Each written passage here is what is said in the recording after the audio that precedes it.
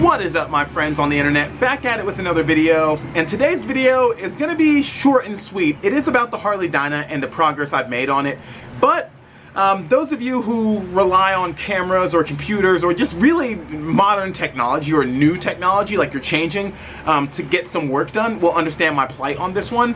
I recently switched to a new helmet camera. As you guys know, I'm completely done with GoPro. I switched to an Insta360 One RS that's on my helmet when I'm riding around, and I decided that instead of using my designated vlogging camera right here, the one I'm talking to you on right now, I would use that camera to make a vlog where I kind of a talking head vlog like this. Rookie mistake, I filmed the entire video. It's like 14 different clips to make the video, installing the bars on the Dyna that you're gonna see in a second. And the footage just looks like trash. It's just undersaturated and not in a way that I can color grade and make better. I'm a firm believer that to enhance a photo or enhance a video, you have to start with a video or a photo that's already good. You take good, you make it better. You can't take bad and make it good, at least not in my opinion. Some people may be able to work magic, but I do not have the talent to take trash looking video and make it look awesome. So versus delivering you that underwhelming product, I decided that I'll just go over what I did on the bike, kind of an overview of what I did quick and down and dirty versus showing you the actual install process. I think this can be equally informative, honestly, and it saves you a lot of just watching me turn a wrench. You know how to turn a wrench, but I can tell you what I did. I can tell you the tips and tricks that worked for me, and I can show you the new parts. Since I filmed that video, I also blacked out a couple other parts. So I was gonna have to film more anyway, so let's just do it all in one quick video and kind of show you everything that's going on with the Dyna. After I show you that, we'll talk about what I have planned for the Dyna, because there's a lot coming. Let's get to it.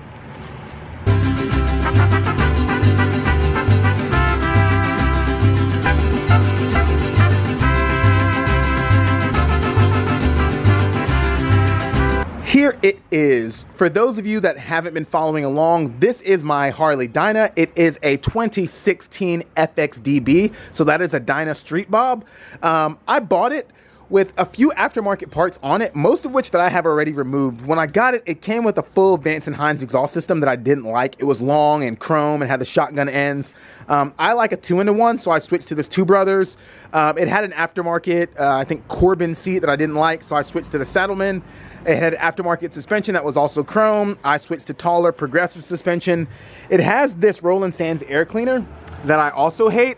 I haven't gotten around to changing it yet, but I will soon enough. I think I'm gonna go with, I believe it's a Two Brothers one for that too. And basically other than that, I've just been kind of casually blacking things out. There are cams in it, there are S&S cams in it that are gonna stay the same. The tag has moved. It was a side mount on the other side. I didn't like that because it wouldn't allow me to run saddlebags, so I got rid of that, and I made this one myself using some universal parts. It was universal fabrication parts. I just melded some things together and made that work.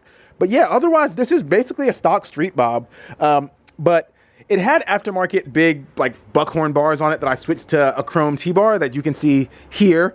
I switched to that chrome T-bar and I liked it. I really did enjoy it. I liked the riding position. I liked the height on it. That is a 10-inch bar.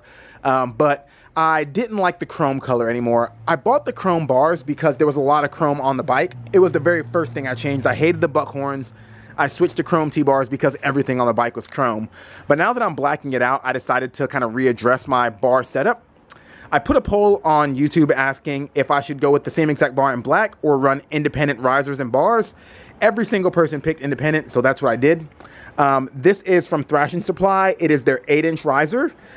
Straight riser, no pullback. And then this is a TC Bros tracker bar. It is the low tracker bar. They have a low, medium, and tall. I believe this is the low. When I was installing it, I'll tell you straight up, I scratched it. There's a scratch there where I took some black paint off, and my quad lock didn't quite fit. This is the 1-inch adapter for the quad lock, but for some reason it was loose, so I shimmed it with electric tape. That's the jankiness going on, but for me it doesn't matter. For this side, I may end up putting some more electric tape over that just to hide that little black piece. I may just hit it with a spray paint can one time. I'm no perfectionist by any means. This is not a show bike. This is for down and dirty commuting, and just I'm rough on this bike. As you saw from the intro that I'm going to use on this video, so you've already seen it. This bike has been off-road. I've dropped it in the mud. It lives its life, so it doesn't need to be perfect, but that's what I got going on with the bar setup. The T-bars ran internal electrical cables, so they entered the bar right around here and exited down around the bottom. They entered the bars right around here. I don't know if the camera was pointing at it, and they exited down around the bottom so that you wouldn't see it all here because the bars were really tall. I have eliminated that. These bars were not drilled, and to do that, I'd have to drill the bar and get it into the riser. It's just too much work. So what I did was just zip tie it to my cables here. They followed the cable, the brake and the clutch cable, just all the way down. There's a zip tie here, one in the middle, then one at the bottom. So 3 total zip ties per side. You can see it there, just grouping this. And to me, that looks good enough. It's tidy. Like I said in the first video that you'll never see, this model doesn't have ride-by-wire. So there's external throttle cables anyway. 2 cables are poked out. So eliminating one thing doesn't really matter. Like have 2 throttle cables and a brake line and then eliminate the wires. Like, no, just have the wires out too. It's fine. It saved me so much work having to route all that through the bars, having to drill or having to buy drilled bars. This is way cleaner to me. I super dig this. Again, 8-inch riser, a low tracker bar. I moved my quad lock to there so that when I put my phone on here, it kind of looks like the Harleys that have the all the instruments in the the top clamp. I like that. It has my phone right there, right in my face, so I don't have to look down at it or look out to the side. It's like straight in road view. It's nice.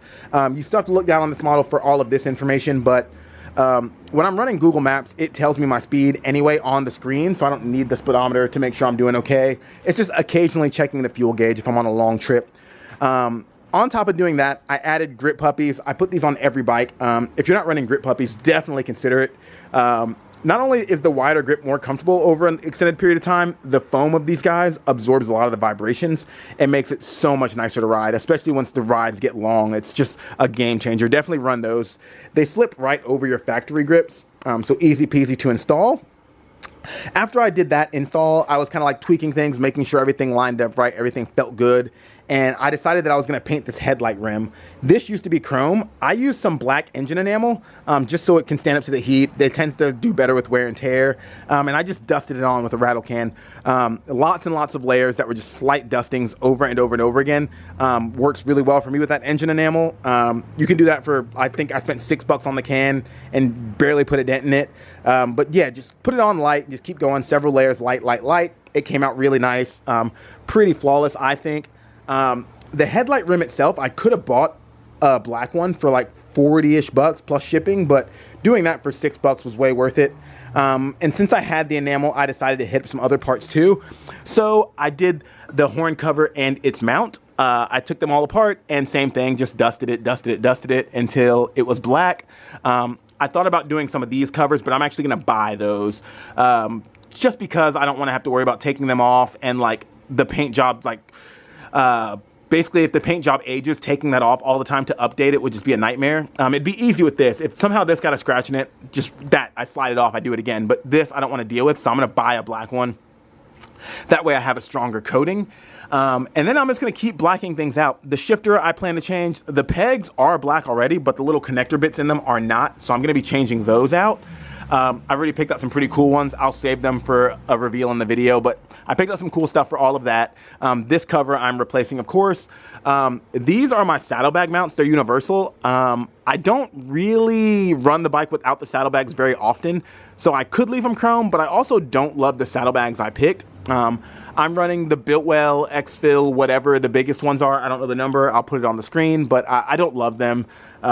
They look cool, but they kind of compress upon themselves. They don't do a great job at holding a lot of things, which sucks for how big they are. I'm going to run hard bags on this bike, so these got to come off anyway, so no point in painting them now. Eventually I will be switching to new luggage and have to change this anyway, so I'm going to leave it as is for now.